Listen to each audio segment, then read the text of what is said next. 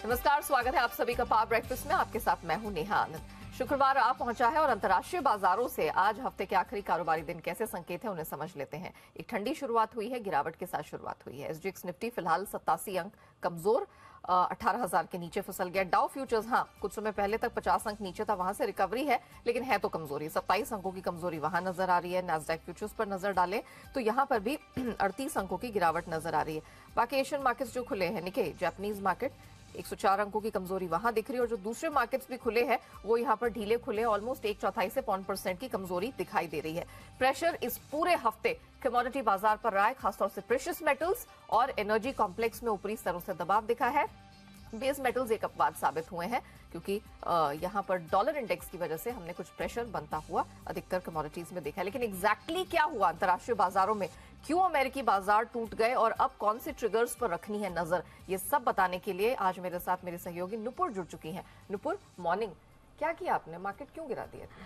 Good morning. Market good morning कहे कि नहीं पता नहीं, क्योंकि कल जिस हिसाब से डेटा आया इन्फ्लेशन का वो काफी अनुमान से ज्यादा आते दिखा। इनफैक्ट अगर हमारा भी मूव देखे तो कल आखिरी के 1 घंटे में हम भी थोड़े फिसल कर बंद हुए थे।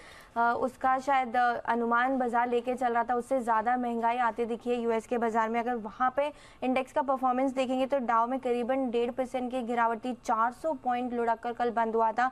नैस्डैक भी 1.5-2% की गिरावट वहां पे नजर आई थी। S&P में भी देखे तो 1.5% लुढ़क हुआ। तो कल वहां पे PPI प्रोडक्शन प्राइस इंडेक्स का डेटा आया, होलसेल महंगाई का डेटा आते दिखा जो अनुमान से ज्यादा आते दिखा है। हालांकि अगर पिछले साल से कंपेयर करेंगे तो थोड़ी सी गिरावट है। जनवरी के महीने में PPI 6.2% के आसपास है, जो पिछले साल 6.2 था वो घटकर 6% आते हुए दिखा। लेकिन अनुमान बाजार जो लेके चल रहा था वो 5.5% का था, 5.5% के आसपास था, तो उससे ज्यादा आते दिखा।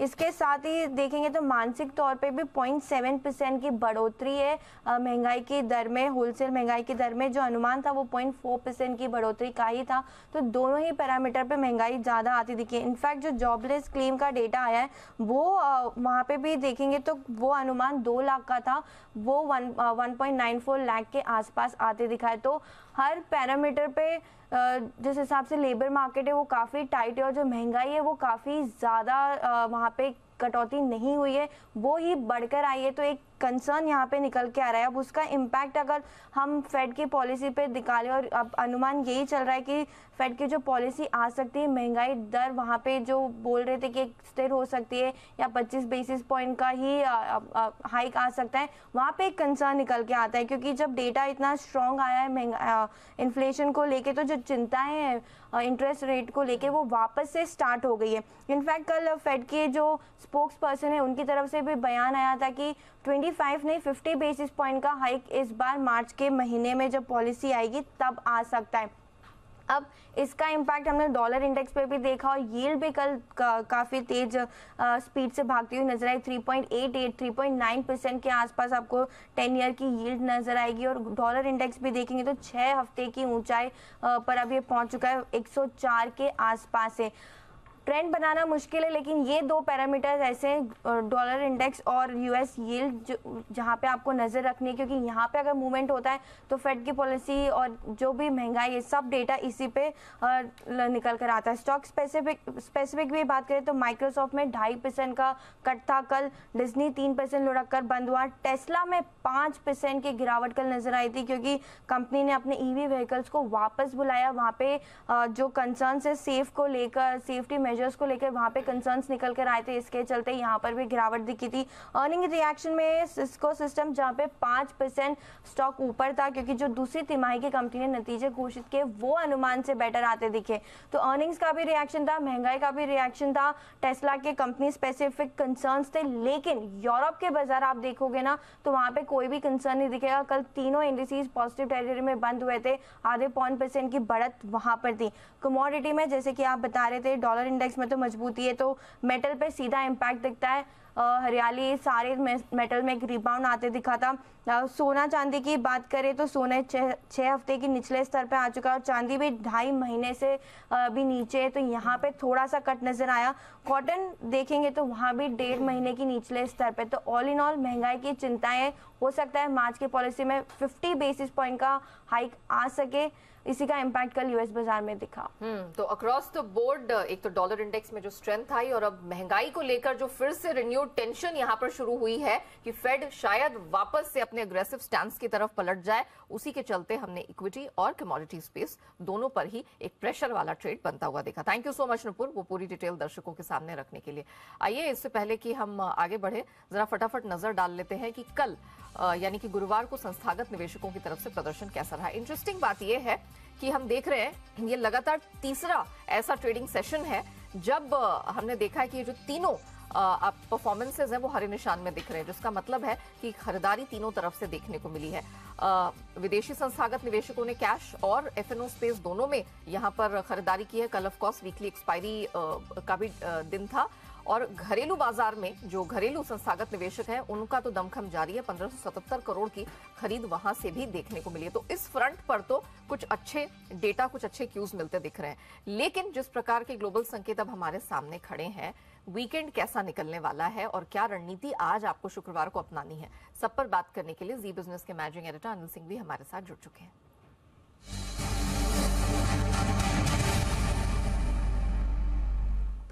Sir good morning. सर आज क्या हमारे ट्रेडिंग सेशन के लिए कोई चिंता की बात है जिस तरह के ग्लोबल मार्केट क्यूज है और निफ्टी, बैंक निफ्टी कौन से महत्वपूर्ण लेवल्स पर नजर रखनी है?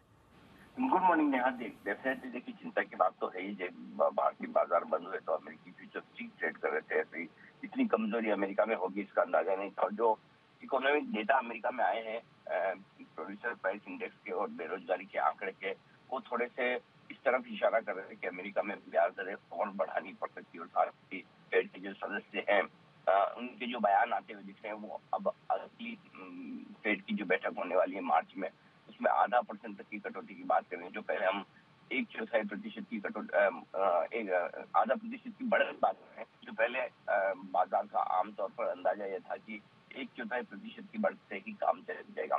यानी कि अगर इकोनॉमिक डेटा कमजोर नहीं हो रहे हैं तो फिर इसका मतलब क्लियर कट है कि अभी भी महंगाई नीचे आने में थोड़ा वक्त लगेगा और ब्याज दरों को तेजी से घटाना पड़ेगा। ये चिंता थी कल अमेरिकी बाजारों की, जिसके चलते अमेरिकी बाजार गिरावट के साथ बंद हुए।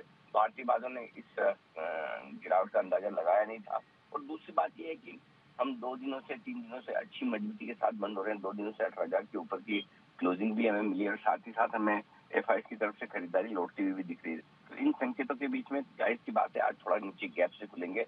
गैप से खुलने के बाद जो इम्पोर्टेंट सपोर्ट लेवल है उस पर फोकस करना चाहिए। वहां पर आपको खरीदारी आने की उम्मीद रखनी चाहिए और ये सपोर्ट होगा आपके लिए नीचे की तरफ 17,850 से लेकर 17,925। ये वो रेंज है जहाँ पर बाजार में आपको खरीदारी आती दिखेगी और ऊपरी स्तरों पर 18,100, 18,125 प्रॉफिट बुकिंग की जगह होगी। बैंक निफ्टी का जहां तक सवाल है, जब तक 41,500 के ऊपर टिक कर ट्रेड करता है तब तक ज्यादा चिंता की बात नहीं। असली चिंता उसके नीचे शुरू होगी। रेंज जो सपोर्ट की निकल कर आती है पहली आपके लिए, अगर 41,500 के नीचे आप जाते हैं तो 41,275 से 41,425, ये 150 पॉइंट की रेंज आपके लिए मजबूत सपोर्ट का काम करेगी। ऊपरी स्तरों पर 41,800 से लेकर 41,950 की रेंज है, यहाँ पर आपको प्रॉफिट बुकिंग, सप्लाई बिक्री वाली आती हुई दिख सकती है। तो इन रेंज पर नजर रखनी चाहिए। एक अच्छी बात है कि कल वीकली एक्सपायरी हो चुकी है। आज से जो हम हफ्ते की शुरुआत कर रहे हैं मंथली एक्सपायरी भी होगी। पोजीशन थोड़ी सी हल्की है, बहुत ज्यादा नहीं है, तो इस लिहाज से बाजार निचले लेवल पर सपोर्ट लेने की कोशिश कर सकते हैं। Valid point sir, thank you so much हमारे दर्शकों को बताने के लिए कि एग्जैक्टली आज के सत्र में उन्हें क्या उम्मीद लगाकर चलनी चाहिए और कौन से लेवल्स पे रखनी है नजर। तो थोड़ी सी dip down, gap down opening के लिए आपको तैयार रहना चाहिए। लेकिन क्योंकि मार्केट हल्के, जैसे सर ने रीइटरेट किया, तो बाजार में यहाँ पर सपोर्ट बैंड की तरफ मिलेगा। निफ्टी में 17,850 से 925 वो सहारा देने वाली एक रेंज का काम करेगा। ऊपर रुकावट वाली जो बैंड होगी वो 18,100 से 125 के पास दिखाई दे रही है।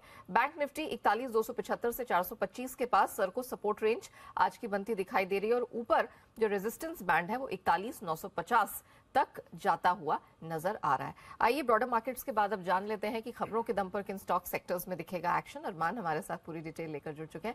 अरमान, मॉर्निंग, कौन से महत्वपूर्ण ट्रिगर्स हैं और खबरों के दम पर कहां एक्शन दिखेगा? बिल्कुल, कई सारी खबरें हैं जिसमें अगर आप नतीजे तो अगर आप देखेंगे तो इक्का दुक्का नतीजे आ रहे हैं, जिसमें कैश में अगर आप बात करेंगे क्रिसिल के नतीजे आते हुए दिखेंगे। ट्राई का क्वालिटी ऑफ सर्विस पर टेलीकॉम कंपनियों ने का जो मीटिंग है वहाँ पर होने वाली है। सुप्रीम कोर्ट में अब अदानी हडनबर्ग विवाद पर सुनवाई भी होने वाली है। एक्स डेट है कई सारे स्टॉक्स में जहाँ पे इंटरिम डिविडेंड है, जिसमें Hero Moto, Alkem lab, Aurobindo pharma, Coromandel international, Page industries और कई सारी कंपनियां हैं जिनके इंटरिम डिविडेंड की एक्स डेट है। आइनॉक्स लीजर और पीवीआर का अमलगमेशन, वहाँ पर भी ध्यान रखिएगा। एक्स डेट और रिकॉर्ड डेट की अगर आप बात करें तो कैप्री ग्लोबल कैपिटल, जहाँ पे राइट इशू ऑफ शेयर्स है, और उसी के साथ साथ नतीजों में जो कल नतीजे में एक कंपनी के नतीजे आते हुए दिखे जो आफ्टर मार्केट आए, शेफलर के, आपको नतीजे ओवरऑल बढ़िया दिख रहे हैं। आय लगभग 18% बढ़कर आई है। मार्जिन्स में थोड़ा बहुत इंप्रूवमेंट देखा गया है, 18.9% से बढ़कर 19.2%। मुनाफे में भी लगभग 21% का उछाल है और कंपनी ने 24 रुपये का डिविडेंड भी दिया है। अब आ जाते हैं खबरों पर। खबरों में सबसे पहले मिंडा कॉर्प और प्रीकॉल पर ध्यान रखिएगा, क्योंकि ब्लूमबर्ग के हवाले से खबर आती हुई दिखी है कि प्रीकॉल में लगभग 1.9 करोड़ शेयर्स जो है मिंडा कॉर्प खरीद सकती है। रिलायंस, भारतीय एयरटेल, वोडाफोन, यहाँ पर अगर आप देखेंगे कि ट्राई का जो डेटा आया हुआ है उसमें अगर आप देखेंगे रिलायंस जियो ने लगभग 17 लाख ग्राहक जो है जोड़े हैं। वोडाफोन आइडिया ने हमेशा की तरह लगभग 25 लाख ग्राहक गंवाए हैं। और भारतीय एयरटेल की बात करें तो उन्होंने भी 15 लाख ग्राहक जो है जोड़े हैं। वेदांता लिमिटेड, यहाँ पर इन्होंने क्या है, जो छत्तीसगढ़ में एक ब्लॉक है उसके लिए वो प्रीफर्ड बीडर जो है वो घोषित किया है और कंपनी ने इस ब्लॉक के लिए सबसे ज़्यादा बोली लगभग 4.2% की लगाई थी। इंजीनियर्स इंडिया और ऑयल इंडिया पर भी ध्यान रखिएगा, क्योंकि ऑयल इंडिया के साथ अपस्ट्रीम, डाउनस्ट्रीम और एचएजी के तकनीकी अध्ययन के लिए इन्होंने एमओयू किया है। भारत फोर्ज, एचएएल, वहाँ पर भी HAL, foundry and forge division, सारलोहा और भारत फोर्ज ने एमओयू किया है। और ये एमओयू इसलिए किया है जो एरोस्पेस ग्रेड स्टील एलॉय के डेवलपमेंट और प्रोडक्शन के लिए जो है एमओयू किया है। वेल्सपन स्पेशलिटी, मिश्र धातु, यहाँ पर भी ध्यान रखिएगा क्योंकि कंपनी ने मिश्र धातु निगम के साथ एमओयू किया है और ये MOU stainless steel, super alloy और ऐसे कहीं विकास, निर्माण और मार्केटिंग में सहयोग के लिए जो है एमओयू किया है। रेलटेल कॉर्पोरेशन, यहाँ पे कंपनी को बेंगलोर मेट्रो रेल से अगर आप देखेंगे तो बेंगलोर मेट्रो रेल कॉप से अगर आप देखेंगे लगभग 33 करोड़ का इनको एक ऑर्डर मिलता हुआ दिखा है। उसी के साथ साथ 6 करोड़ का एक सालाना मेंटेनेंस का जो भी ऑर्डर है वो भी मिला है, वो लगभग 5 साल तक करना है और उसको आगे एक्सटेंड भी किया जा सकता है 10 साल तक। और अंत में आरपीपी इंफ्रा की बात करेंगे तो कंपनी को लगभग 180 करोड़ के आसपास के लगभग अगर आप देखेंगे ऐसे छोटे 3 ऑर्डर मिले हैं, कुल मिला के ऑर्डर है 183 करोड़ के। और उसी के साथ साथ और ये जो ऑर्डर मिला है ये इनको इंटीग्रेटेड स्टॉर्म वाटर ड्रेन के कंस्ट्रक्शन के लिए जो है ये ऑर्डर इनको मिलता हुआ दिखा है। ओके अरमान, शुक्रिया आपका वो पूरी डिटेल दर्शकों के सामने रखने के लिए। तो ध्यान रखिएगा इस लिस्ट पर जो अरमान ने आपके साथ शेयर की है, क्योंकि आज चुनिंदा स्टॉक्स और सेक्टर्स में एक्शन इन्हीं खबरों के दम पर देखने को मिलेगा। आइए अब जान लेते हैं आज की ट्रेडिंग कॉल। शुरुआत चॉइस ब्रोकिंग के साथ करेंगे। एबी फैशन खरीद के चलिए, स्टॉप लॉस 253 का, टारगेट आपको 273 का मिल जाएगा। अब बारी आती है सेंट्रम ब्रोकिंग की, जो जीएनएफसी खरीद के चलने की सलाह दे रहे हैं। खरीदारी की इस रणनीति में लक्ष्य आपको ऊपर 564 का मिलेगा और स्टॉप लॉस आपको लगाना है 543 का। अनराठी securities central bank of India खरीद के चलने की सलाह दे रहे हैं। स्टॉप लॉस 25 का, टारगेट आपको 29 रुपए का ऊपर मिल जाएगा। आइए जान लेते हैं कि बाजार के जानकार आपके लिए कौन सी रणनीति आज खास लेकर आए हैं। ब्रॉडर मार्केट्स में आपको कैसे कमाई का मौका मिलेगा और कौन से सेक्टर्स हैं स्टॉक्स से जहां आपको रखनी है नजर, सब पर बात करने के लिए कोटक सिक्योरिटीज के श्रीकांत चौहान हमारे साथ जुड़ चुके हैं। श्रीकांत जी, गुड मॉर्निंग, बहुत स्वागत है सर आपका। पहले तो कल हमने जिस तरह की क्लोजिंग देखी, 18,000 के ऊपर निफ्टी था, लेकिन आते आते हमने देखा क्लोजिंग होते होते काफी गेन्स यहां पर ट्रिम डाउन हो गए। आज कैसा मूड मिजाज दिख रहा है आपको? Good morning Neha ji. देखिए, वैसे अगर इस मार्केट को देखें तो मुझे लगता है कि इस मार्केट में अभी भी एक जो ब्रॉडर रेंज है वो बरकरार है। 18,200 के आसपास काफी बड़ा रेजिस्टेंस है मार्केट के लिए। टेक्निकल्स के बेसिस पे देखे या फंडामेंटल्स के बेसिस पे देखे तो वहाँ पे डेफिनेटली हमें कुछ ना कुछ सेलिंग जैसे देखने मिलेगी फ्यूचर में भी। और जब तक मार्केट 18,300 के लेवल्स को क्रॉस नहीं करता तब तक हमें लगता है कि इस मार्केट में यही रेंज हमें और बार बार देखने मिलेगी। लोअर लेवल्स में मुझे लगता है कि वेरी शॉर्ट टर्म अगर ट्रेंड देखें तो ये मार्केट में कुछ मोमेंटम डेफिनेटली है। तो 17,900 के करीब अगर हम खुलते हैं तो वहां पे हमें लगता है कि एक रिबाउंड मिल सकता है। तो 17,900, 17,850 के करीब कुछ लॉन्ग पोजीशंस बनाए, 17,800 का स्टॉप लॉस रखें और टारगेट हम वापस 18,050 से लेकर 18,100 के रख सकते हैं। ओके, और बैंक निफ्टी को लेके क्या व्यू बन रहा है?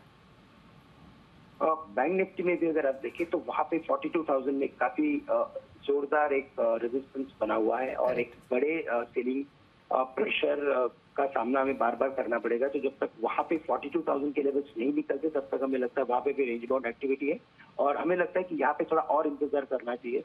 अराउंड 42,000 41,200 के करीब या 41,300 के करीब लॉन्ग पोजीशंस बनाए।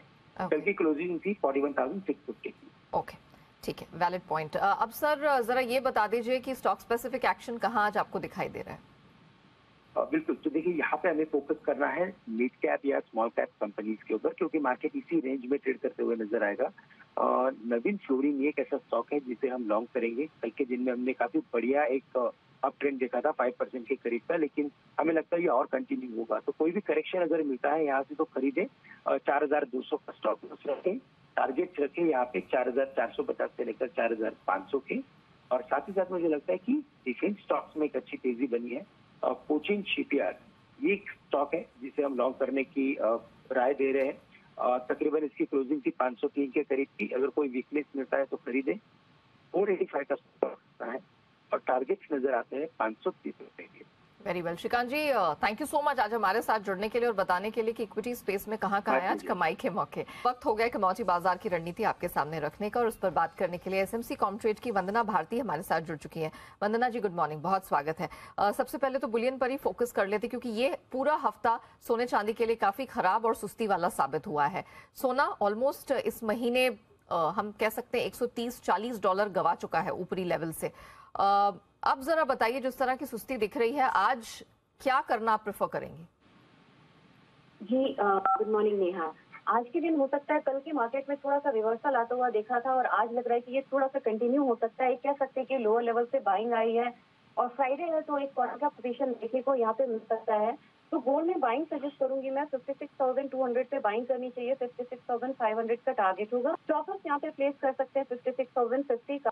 सिमिलरली नेहा यहाँ पे मुझे लग रहा है कि सिल्वर में भी थोड़ा सा यहाँ पे रिवर्सल आने की कोशिश कर सकती है कमोडिटी और यहाँ पे भी 200-300 पॉइंट तक का इजाफा आता हुआ देख सकते हैं।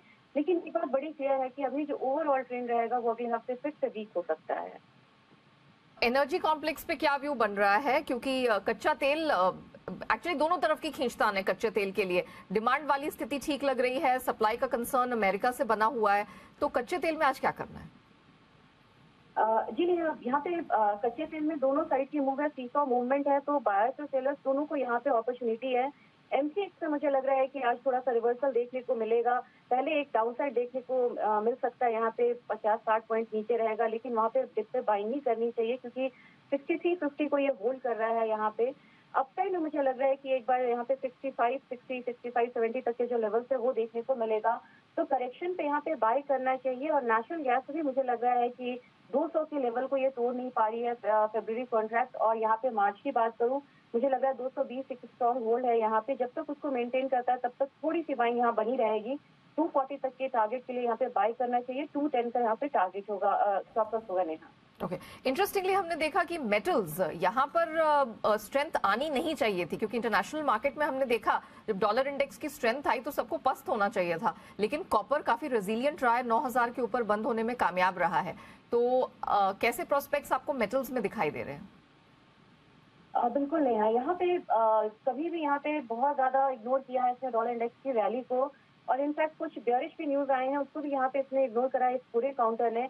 मेरे ख्याल से सप्लाई टाइटनेस की जो बात है वो ज्यादा यहाँ पे डोमिनेटिंग है और कॉपर में भी लग रहा है कि एक अपसाइड मूव यहाँ पे आएगी।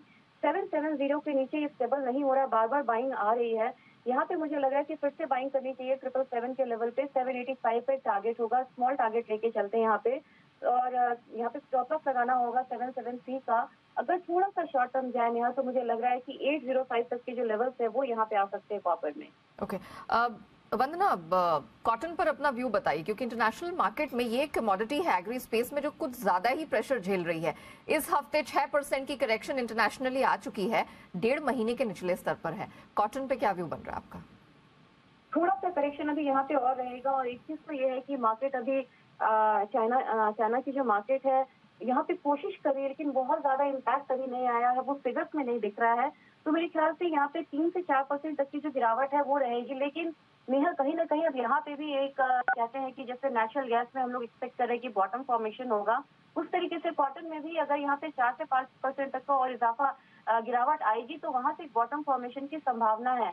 तो मेरे ख्याल से यूएस क्वार्टर में इंडिकेशंस है कि लोअर लेवल बाइंग जो है वो आने वाले समय में देखा जा सकता है। Valid point. Vandana ji, thank you so much हमारे साथ जुड़ने के लिए और एग्री और नॉन एग्री दोनों कमोडिटीज पर अपनी राय दर्शकों के सामने रखने के लिए। आइए आगे बढ़ते हैं एफआईआर यानी एफआई इन्वेस्टमेंट रिपोर्ट्स की तरफ।